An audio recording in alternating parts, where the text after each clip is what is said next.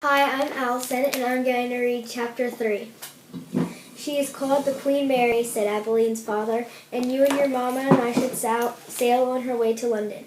What about Pellegrina, said Abeline. I will not go, said Pellegrina. I will stay.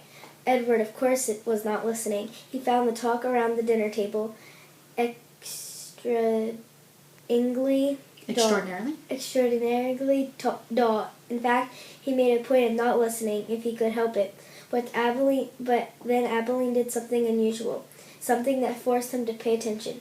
As she talked about the ship continued, Abeline reached for Edward and took him from his chair and stood him in her lap.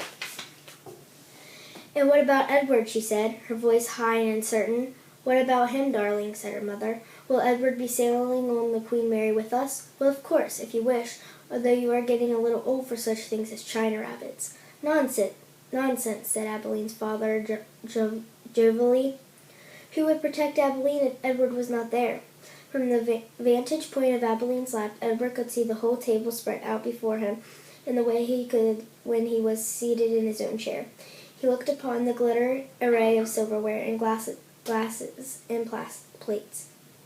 He saw the amused and condescending looks of Abeline's parents, and then his eyes met Pellegrina's. She was looking at him in the way a hawk hanging lazily in the air might study a mouse on the ground.